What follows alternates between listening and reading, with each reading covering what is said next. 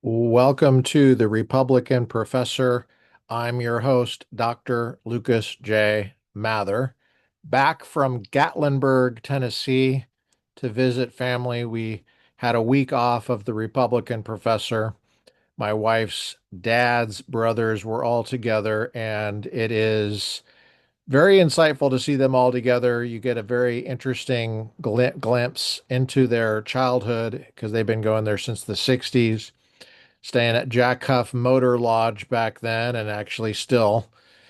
We saw black bears up close, really close, closest I've ever come to a black bear. And it was great to see family. We're back at it. We have a reading from Psalm 91 and Streams in the Desert, January 9th. And then we're getting back into Rerum Novarum, numbers 20 through 26 this time. The Pope rejecting socialism, a refreshing glimpse back into some Catholic social thought that would be very useful, I think, in the current moment, where so many people are Catholic and are tempted to embrace socialism like a harlot. So that's our deal today. Feel free to stick around or not, you know, but that's what we're doing. Psalm 91.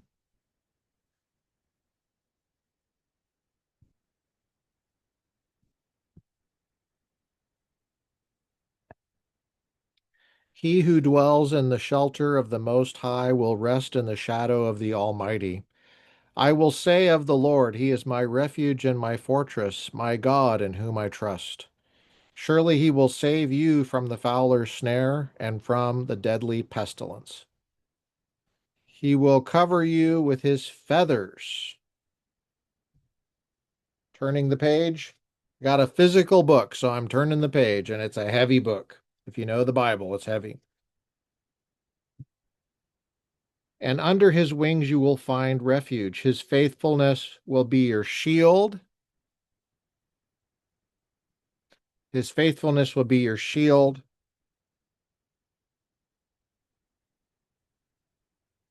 and rampart. You will not fear the terror of the night, nor the arrow that flies by day.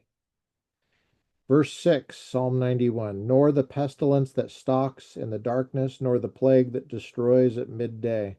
1,000 may fall at your side, 10,000 at your right hand, but it will not come near you.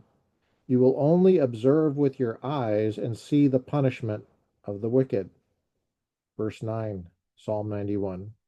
If you make the Most High your dwelling, even the Lord, who is my refuge, then no harm will befall you, no disaster will come near your tent, for he will command his angels concerning you to guard you in all your ways.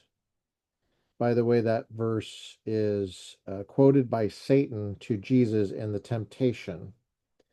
And Jesus, remember the temptation where he takes him to a high place and says, "You're not going to fall, right?" So um, Jesus quotes scripture back to him. Anyway, okay, verse 12, Psalm 91. They will lift you up in their hands so that you will not strike your foot against a stone. That's part of what Satan quotes too. You will tread upon the lion and the cobra. You will trample the great lion and the serpent.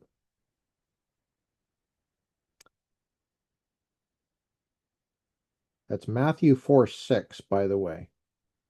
That gets quoted. Matthew 4:6.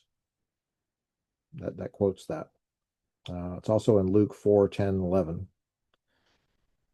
Verse 14, Psalm 91. Because he loves me, says the Lord, I will rescue him. I will protect him, for he acknowledges my name. He will call upon me, and I will answer him. I will be with him in trouble. I will deliver him and honor him. With long life, I will satisfy him and show him my salvation. That's Psalm 91, a moment of reflection.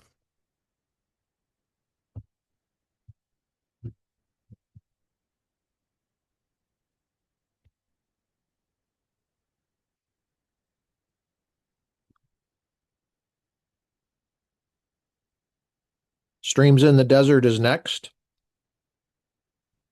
Cowman Publications, Los Feliz Station, Los Angeles, California, 1925. We're in January 8th. We started at the beginning. We're doing one a day. We started, I know it's October 7th today. You're probably wondering, well, if it's October 7th, 2025, why are you reading January 8th, 1925? Well, it's a devotional that's supposed to be timeless, and you can start on any day. The problem is I don't know when you're going to be listening to this, assuming you are listening to it, but I don't know when you're going to be listening to it. So any day I pick, it might not be when you're listening to it. So I just picked at the beginning. Seemed not arbitrary. January 8th, Streams in the Desert, page 8. I will cause the shower to come down in its season. There shall be you know what? Sorry. January 9th. We started January 1st, 8 days ago, eight episodes ago. We're on January 9th. We're on page 9. For I reckon that the sufferings of this present time are not worthy to be compared with the glory which shall be revealed in us. Romans 8:18. I kept for nearly a year the flash-shaped cocoon of an emperor moth. It is very peculiar in its construction. A narrow opening is left in the neck of the flask, through which the perfect insect forces its way, so that a forsaken cocoon is as entire as one still tenanted, with no rupture of the interlacing fibers having taken place. The great disproportion between the means of egress and the size of the imprisoned insect makes one wonder how the exit is ever accomplished at all. And it never is without great labor and difficulty.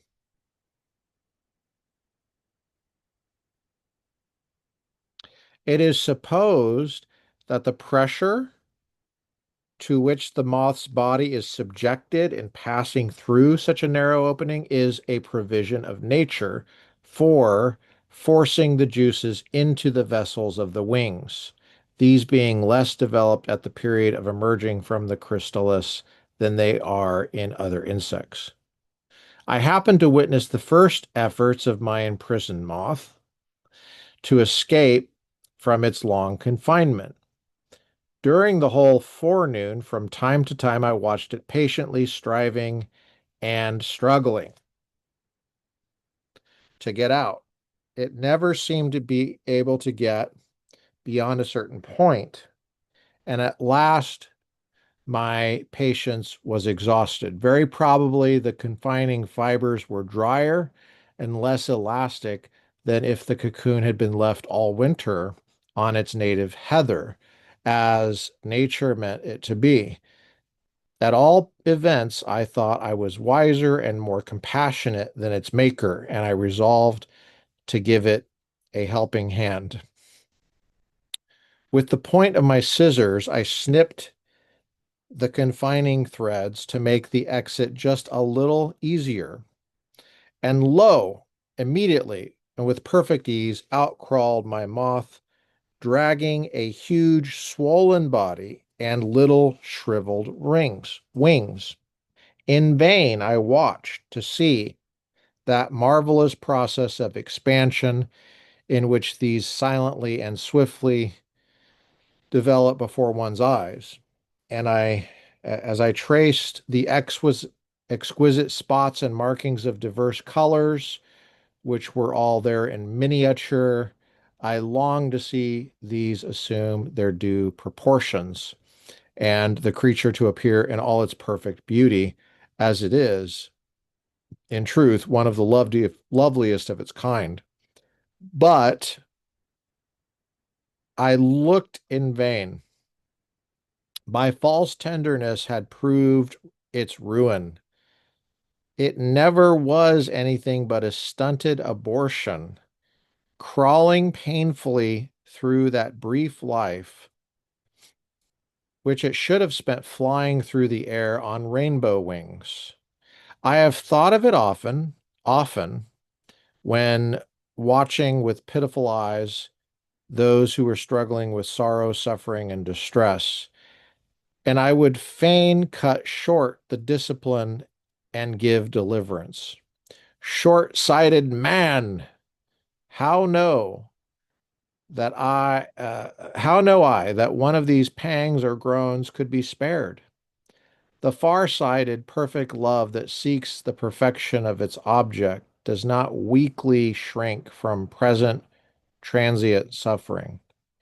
Our Father's love is too true to be weak.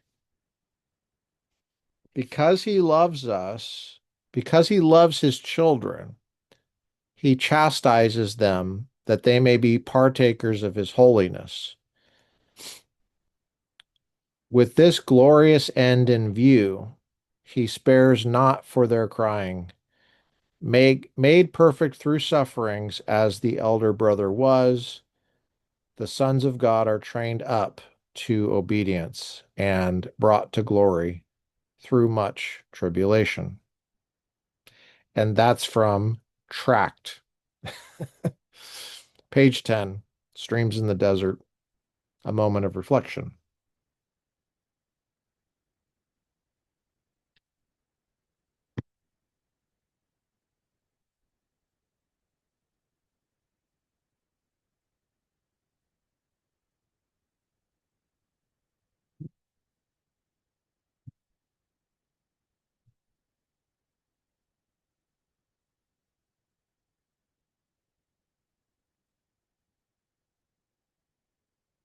All right, we're back in Catholic Social Thought, the documentary heritage published by Orbis Books, edited by David J. O'Brien and Thomas A. Shannon.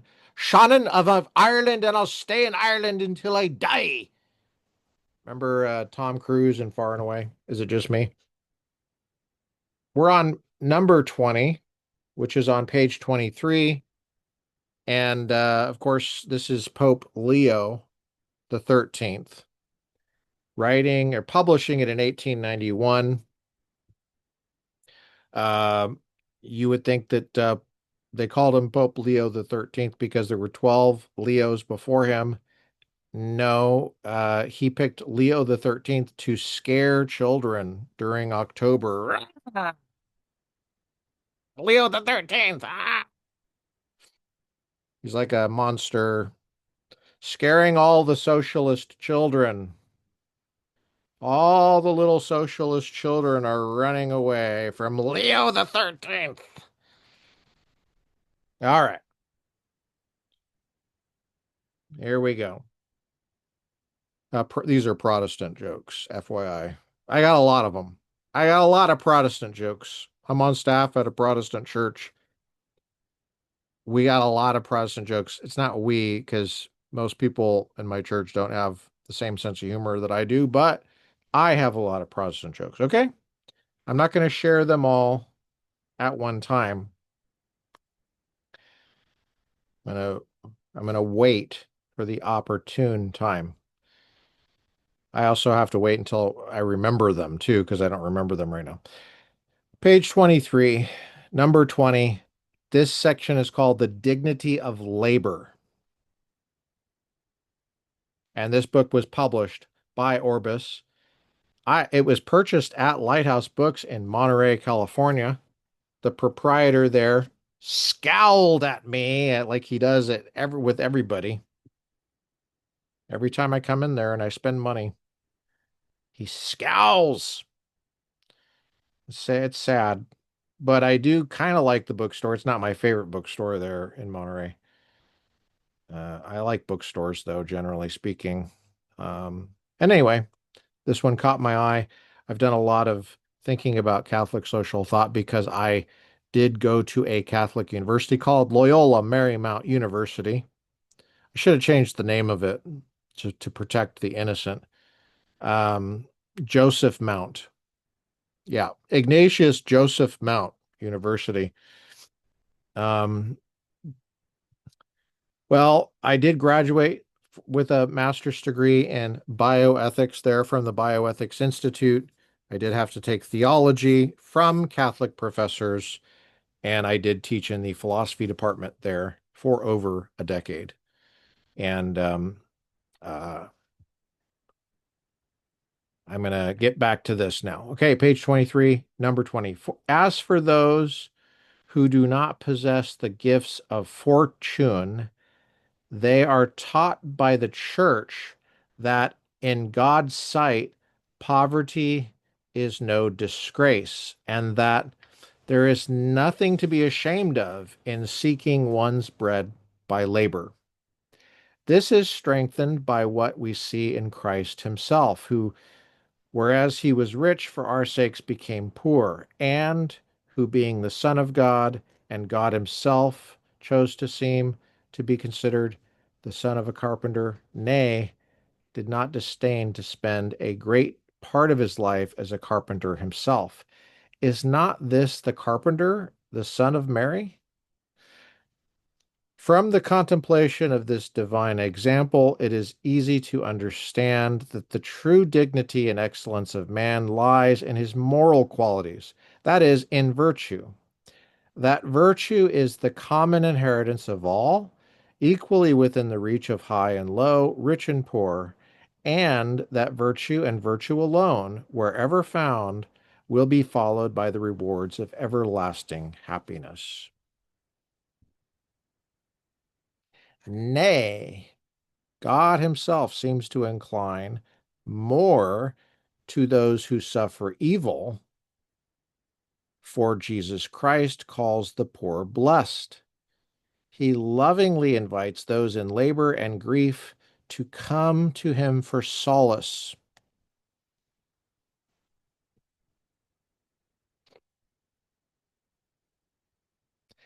And he displays the tenderest charity to the lowly and oppressed. These reflections cannot fail to keep down the pride of those who are well off and to cheer the spirit of the afflicted, to incline the former to generosity and the latter to tranquil resignation. Thus, the separation which pride would make tends to disappear, nor will it be difficult to make rich and poor join hands in friendly concord. How are we doing? We're on number 21.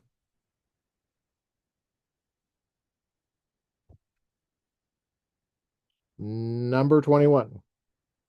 But, and there's only one T, so don't get too excited. If Christian precepts prevail, the two classes will not only be united in the bonds of friendship, but also those of brotherly love, for they will understand and feel that all men are the children of the common Father, that is, of God, and that all have the same end, which is God himself, who alone can make. Hi, hello, how are you? I don't know what got cut off and what didn't get cut off. Okay, I'll just continue as if nothing got cut off. I don't know if anything did, but I'll just continue because I was on number 21 of Rerum Novarum and don't want to have to do this whole thing over again, but got a lot of other things to cover. Um, they all have the same end, which is God himself, who alone can make either men or angels absolutely and perfectly happy, and that all and each are redeemed by Jesus Christ and raised to the dignity of children of God, and are thus united in brotherly ties both with each other and with Jesus Christ. Turning the page. the firstborn among many brethren. We're on page 24 now at the top. That the blessings of nature and the gifts of grace belong in common to the whole human race, and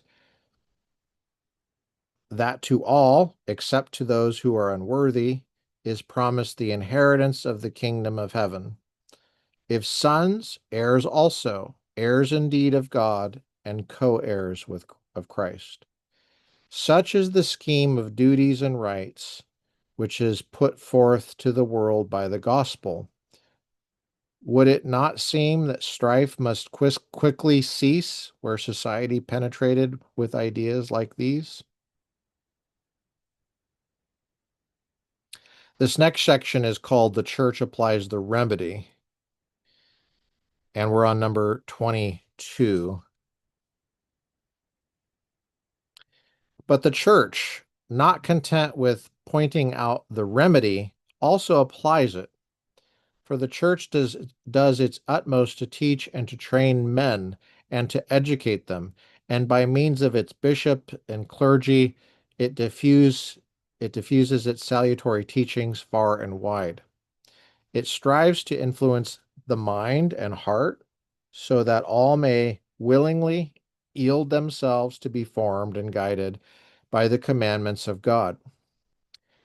It is precisely in this fundamental and principal matter on which everything depends that the church has a power peculiar to itself. The agencies which it employs are given it for the very purpose of reaching the hearts of men by Jesus Christ himself, and derive their efficiency from God. They alone can touch the innermost heart and conscience and bring men to act from a motive of duty, to resist their passions and appetites, to love God and their fellow men with love that is unique and supreme, and courageously to break down every barrier which stands in the way of a virtuous life. On this subject, we need only recall for one moment the examples written down in history. Of these things, there cannot be the shadow of doubt. For instance, that civil society was renovated in every part by the teachings of Christianity. That in the strength of that renewal, the human race was lifted up to better things, nay, that it was brought back from death to life, and to so excellent a life that nothing more perfect had ever been known before or will come to pass in the ages that are yet to be. Of this beneficent transformation, Jesus Christ was at once the first cause and the final purpose. As from him all came, so to him all was to be referred. For when, by the light of the gospel message, the human race came to know the grand mystery of the incarnation of the Word and the redemption of man, the life of Jesus Christ, God and man, penetrated every race and nation and impregnated them with his faith, his precepts, and his laws. And if society is to be cured now, in no other way can it be cured but by a return to the Christian life and Christian institutions. When a society is perishing, the true advice to give to those who would restore it is to recall it to the principles from which it sprung. For the purpose and perfection of an association is to aim at and to attain that for which it was formed, and its operation should be put in motion and inspired by the end and object which originally gave it its being. So that to fall away from its primal constitution is disease. To go back to it is recovery. And this may be asserted with the utmost truth both of the state in general and of the body of its citizens, by far the greatest number, who sustain life by labor. Page 25 at the top, we're on number 23. This section is called The Church and the Poor. Neither must it be supposed that the solicitude of the church is so occupied with spiritual concerns of its children as to neglect their interests, temporal and earthly. Its desire is that the poor, for example, should rise above poverty and wretchedness and should better their condition in life. And for this it strives. By the very fact that it calls men to virtue and forms them to its practice, it promotes this in no slight degree. Christian morality, when it is adequately and completely practiced, conduces itself to temporal prosperity, for it merits the blessing of God, who is the source of all blessings. It powerfully restrains the lust of possession and the lust of pleasure, twin plagues which too often make a man without self-restraint miserable in the midst of abundance. It makes men supply by economy for the want of means, teaching them to be content with frugal living and keeping them out of the reach of those vices which eat up not merely small incomes, but large fortunes and dissipate many a goodly inheritance. This is Pope Leo XIII scaring the socialist children. Rah! Leo XIII. Rah! Every October he comes out.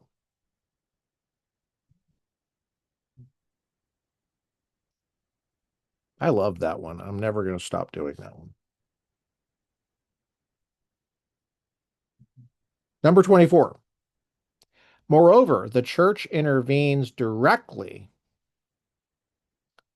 in the interests of the poor by setting on foot and keeping up many things which it sees to be efficacious in the relief of poverty. Remember, this is 1891. Okay, this is before the New Deal. This is before Social Security. Don't you love that histrionic name? Social Security. Really? Wow. Who could vote against that? It's not only social, it's secure.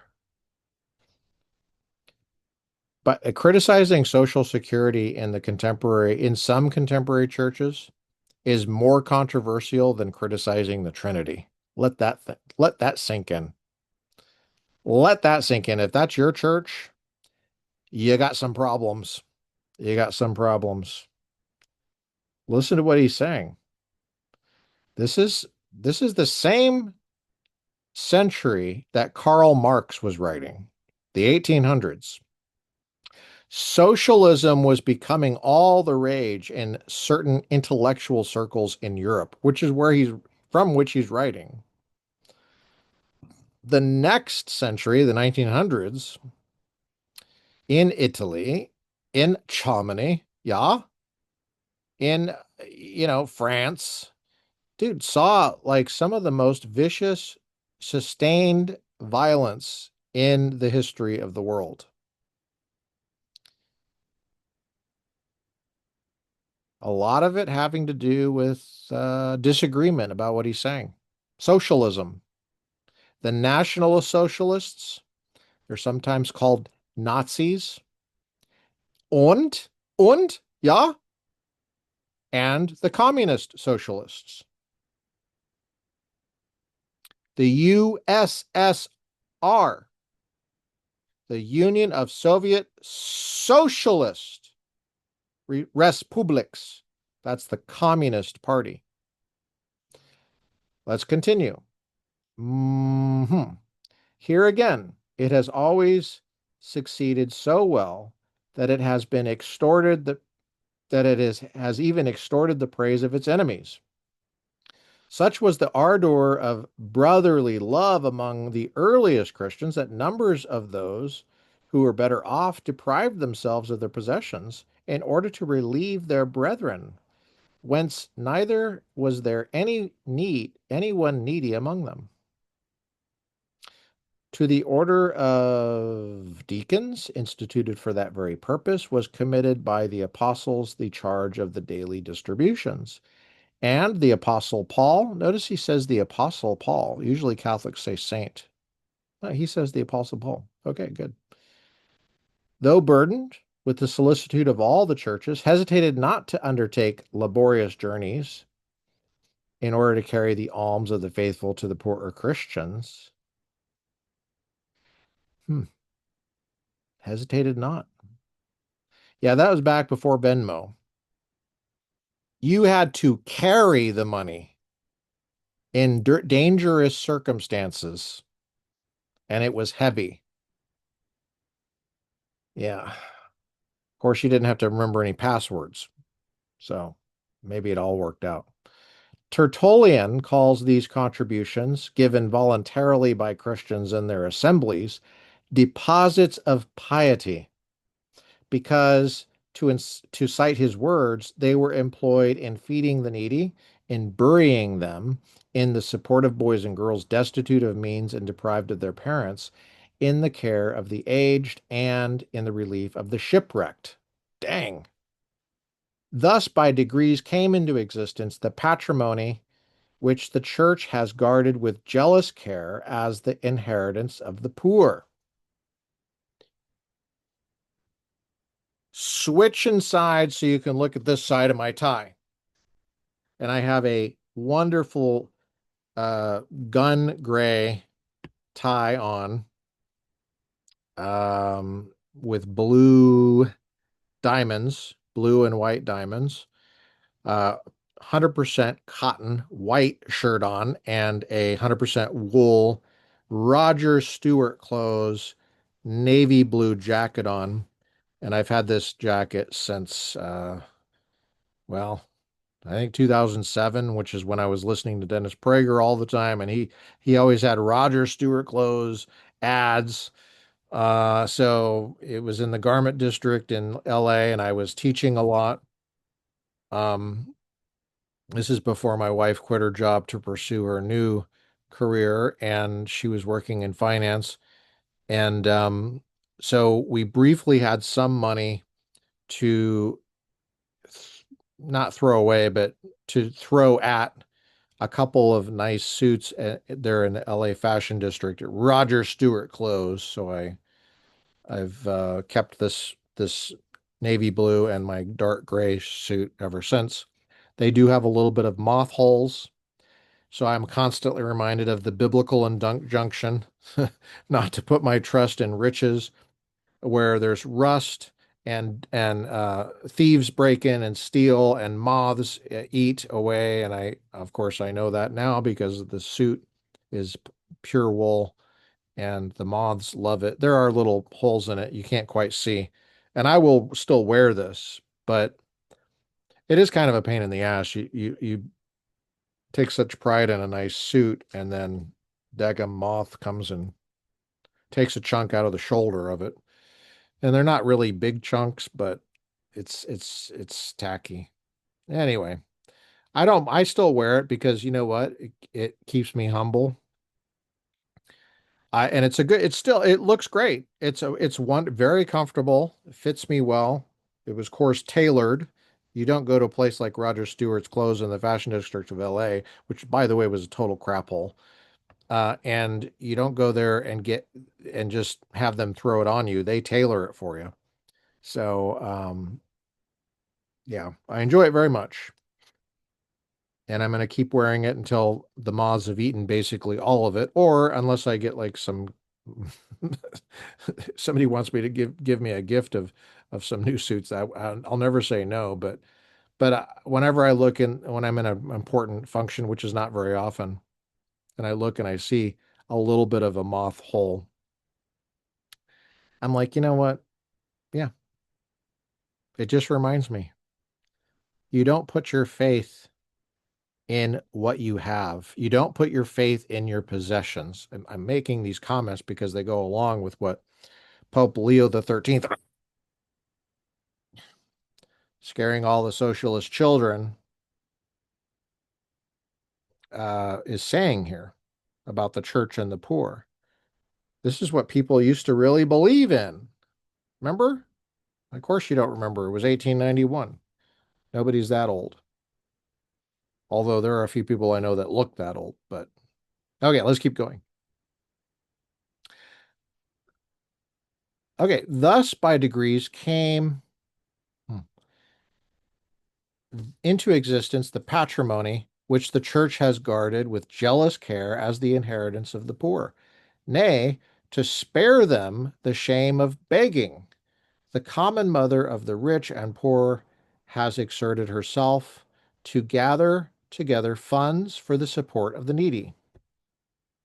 The church has stirred up everywhere the heroism of charity and has established congregations of religious and many other useful institutions for help and mercy, so that there might be hardly any kind of suffering which was not visited and relieved. At the present day, there are many who, like the heathen of old, blame and condemn the church for this beautiful charity. They would substitute in its place a system of state organized relief. Now, pay attention here. Pay attention. I'm going to repeat that. At the present day, there are many who, like the heathen of old, the pagans, blame and condemn the church for this beautiful charity. They would substitute in its place a system of state organized relief. I covered this on a podcast episode here on the Republican Professor podcast. Last fall, it was a Facebook Live that I published as an episode when the government shut down my church. That's what it's called. And I talk about it. I go through a prayer walk through the shutdown church. I was on staff at the time, still am. And in fact, I'm the only remaining staff member from that time.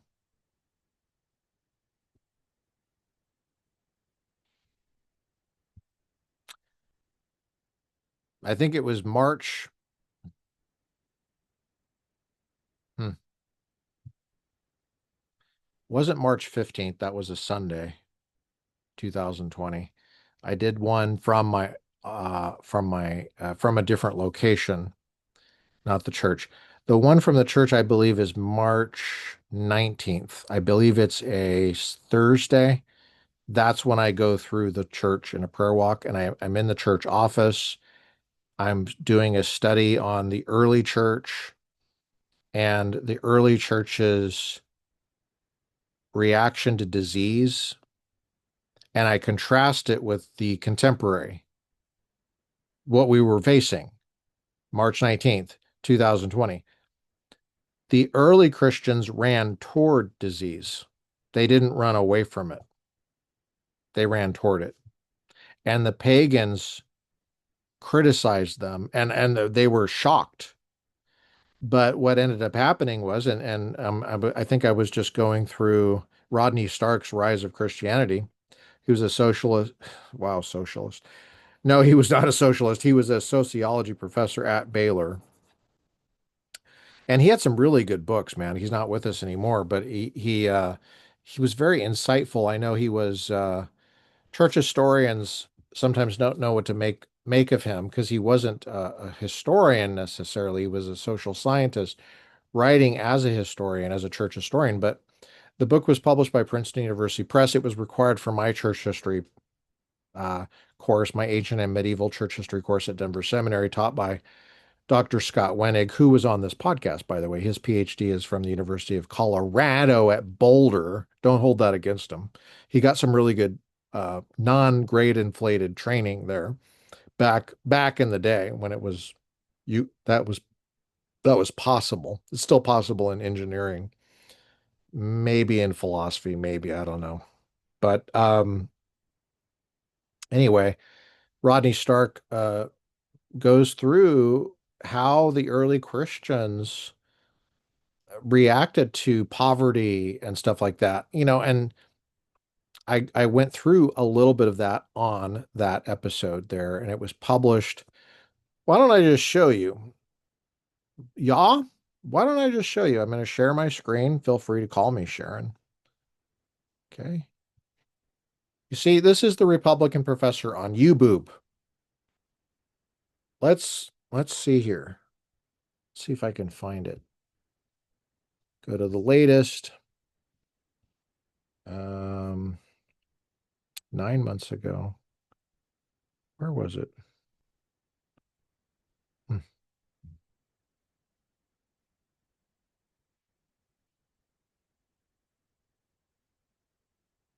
Okay. I think it was before Election Day. Yeah, there it is. When the government shut down my church. It's got 13 views 11 months ago. Okay. There it is. And it's got 13 views. Ooh, October 27th, 2024. 15 March 2020. Oh, you know what? That's not from the church. That's not the one I'm talking about. Psych. Um, well, it was about 11 months ago. I did I did a prayer walk through the church live from my classroom. It's not that one. Hmm. Well,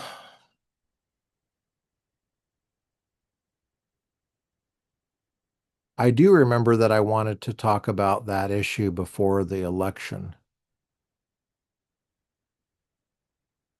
What I saw in LA together. I'm pretty sure I published it.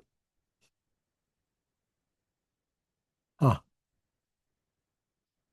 I'm going to look for it really quick. I'm going to stop my screen and I'm going to look for it real quick. Okay, I stopped sharing my I stopped recording for a minute, like not even a minute. Like I'm telling you, 5 seconds later I found it. So all I had to do was search prayer walk. And yeah, it's called Prayer Walk Through an Essential Lockdown Church, Thursday, 19 March 2020. And so you'll see my church. It's got 9 views, November 4th, 2020. Wow, that was the week of the election. It was before the election. So this is where I go through and I talk about there's me in the church there. And there's me listening to the bell tower. Great, great time there. And just reading through, looks like I've got Rodney Stark's Rise of Christianity. I'm reading through the table of contents there and talking about a little bit of church history. And there's the parking lot. Okay, so I just wanted to alert you to that. Um, there's threads that go back in time in this podcast that I'm just picking up. And so when I'm reading this stuff, I'm linking it to political topics that have come up, like, for example, shutting down churches and preferring instead state organized relief. That's the New Deal mentality. Don't worry, we'll do it. And when you're saying, don't worry, we'll do it, we're really saying we're going to do it by force. It's compulsive taxation, which has trade offs, big trade offs. It teaches people something. It teaches people that the state should do this. So what you see is a fight that's going to happen, and it has consequences. But no human methods will ever supply for the devotion and self-sacrifice of Christian charity. He continues, charity as a virtue belongs to the church, for it is no virtue unless it is drawn from the Sacred Heart of Jesus Christ. And he who turns his back on the church cannot be near to Christ. Okay, I'm turning the page and we're almost done.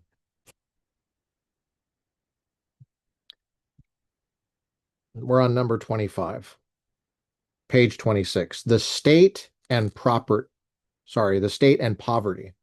Rerum Novarum, 1891, in a section called The Condition of Labor. But here's number 25. It cannot, however, be doubted that to attain the purpose of which we treat not only the church, but all human beings must conspire. Let me read that sentence again. It cannot, however, be doubted that to attain the purpose of which we treat not only the church, but all human means must conspire. All who are concerned in the matter must be of one mind and must act together. It is in this, as in the providence which governs the world, results do not happen save where all the causes cooperate. Let us now, therefore, inquire what part the state should play in the work of remedy and relief. By the state, we here understand not the particular form of government which prevails in this or that nation, but the state as rightly understood. That is to say, any government conformable in its institutions to right reason and natural law, and to those dictates of the divine wisdom, which we have expounded in the encyclical on the Christian constitution of the state. I wonder if that's in here, the Christian constitution of the state. Let me look at the table of contents really quick. Let's see here.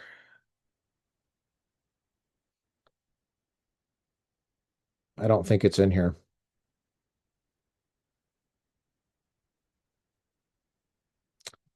He's referring to this other document. This is the earliest document that we have. It goes in chronological order. It's the first document referenced. So he's referring to it. That means it must be earlier than this one. So it's not in here. Interesting to look that up. By the way, this binding looks like it's a little bit weak on the bottom. Orbis, maybe pay closer attention to your binding. Go back in time and fix it. Number 26. The first duty, therefore, of the rulers of the state should be to make sure that the laws and institutions, the general character and administration of the Commonwealth, shall be such as to produce of themselves public well-being and private prosperity. This is the proper office of wise statesmanship and the work of the heads of the state. Now, a state chiefly prospers and flourishes by morality, well-regulated family life, by respect for religion and justice, by the moderation and equal distribution of public burdens, by protecting the Second Amendment and revoking the legal status of the National Firearms Act of 1934, by cutting the funding of the ATF, by the progress of the arts and of trade, by the abundant yield of land, by everything which makes the citizens better and happier. I included the stuff on the Second Amendment myself. I put that in there. I think he forgot to say that stuff. So sorry. Just so you know, it's official. Okay. By the progress of the arts and of trade, by the abundant yield of land, by everything which makes the citizens. Okay. Here then, it is in the power of a ruler to benefit every order of the state, and amongst the rest to promote in the highest degree the interests of the poor, and this by virtue of his office, and without being exposed to any suspicion of undue interference, for it is the province of the Commonwealth to consult for the common good. And the more that is done for the working population by the general laws of the country, the less need will there be to seek for a particular means to relieve them. So we went up through number 26, and that's all for today. Of Rerum Novarum, Pope Leo XIII, scaring all those socialist kids every October. Leo XIII. Thank you for joining me on the Republican Professor podcast. Go out and get yourself a copy of Cat-holic, Social Thought. Cat-holic. I know there's a lot of cat-holics out there. The first step is admitting it. Cat-holic, Social Thought. Another Protestant joke. I told you I have lots of them. I got lots of them. I taught at a Catholic school. I told you. I'll change the name of it. Ignatius Joseph Hill. Okay, did that work? Loyola Marymount is where I taught.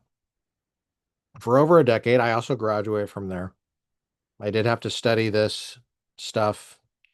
Yes, I did. Yes, I did. But it's good. You want to learn about history. This is part of the history. This is a part of the anti-socialism movement. You got to be aware of it, and you want to make friends with it. So we're putting this in the theology and politics playlist of the Republican Professor.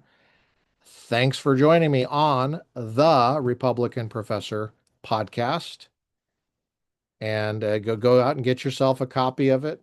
If you go to Lighthouse Books in Monterey on Lighthouse Avenue, uh, don't expect a smile from the proprietor.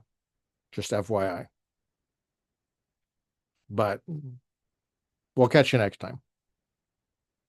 Today is 7 October 2025 years after Jesus. We'll see you next time.